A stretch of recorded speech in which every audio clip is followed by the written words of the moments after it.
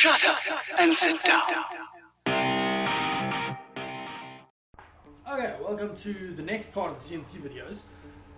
Bit of an update on what has happened, what I've been doing, some major changes, but the CNC is almost done. Got side covers on it, coolant is in, broke a drill, but yeah, made some parts, got all the covers on. I just need to make a door today, got some plexiglass and make a little strip for here. So all the tools, controllers in, I've got one more panel to make there, but we are getting there. Making some good progress, made some parts on it, it's going well. Next thing now, to get the door on today, while I got the saw out, I'm going to build a tumbler to tumble some finished parts. I have a product that I want to make, so I need to be able to machine it, to tumble it, to make it all pretty.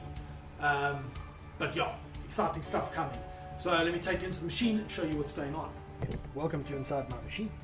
As you can see, the coolant's been running. I got Germ Sigma coolant in here, really nice stuff. So yeah, been busy on the machine. Made a vise base for my vise to go on. Modified my vise on the machine. Drilled dowel holes and tapped holes. So I've got this jaw that pops onto the dowels, bolts down, and then has a lip on that side, so effectively a built-in parallel. And then I have a raised jaw that replaces the hard jaw over there. It's not clean right now.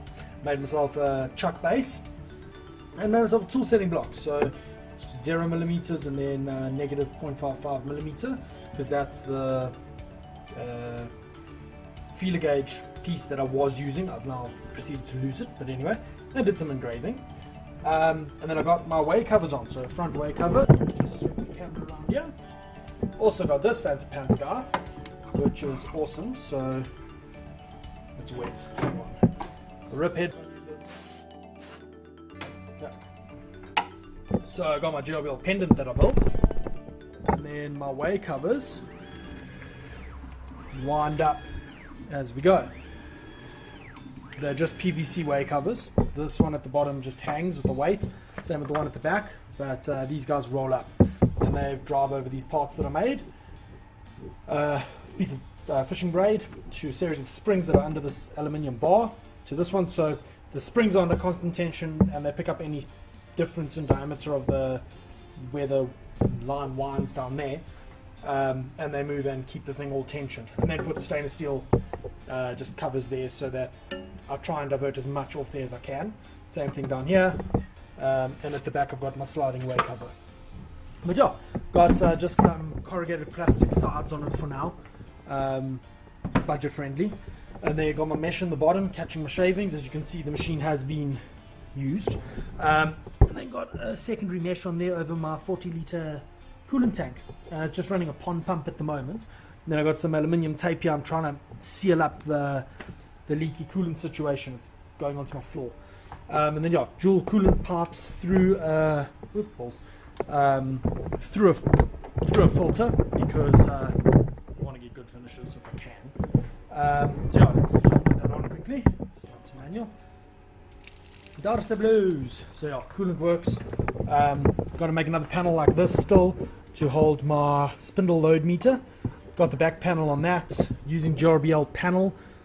Some issues with the drivers on this PC. I need to sort that out as well, that this actually fits the screen properly. And then I want to add in a tool library so that I can, on a push of a button, I can update my tool offsets, because right now I have to go in there, type in G43.1 Z minus whatever the offset is every time. So I got a clipboard with all my tools written, because I have a couple tools over here, and I also have this fancy equipment. Let's just get this seated. Yeah, power drawbar. That shit's amazing. Makes for very speedy tool changes, and repeats crazily well, like better than I can measure. So I'm pretty stoked with that. The machine is looking good. We're getting there. I think I might make a video in a few months once I've run it for quite a while. I've had some issues with tools pulling out, but I seem to have resolved that by rearranging my arrangements at the top here.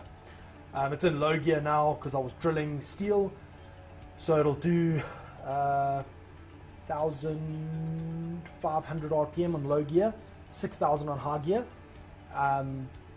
Yeah, she works, and that's what's the best part. But anyway, on to the other project for today, and maybe even a workshop tour today if I get time for it.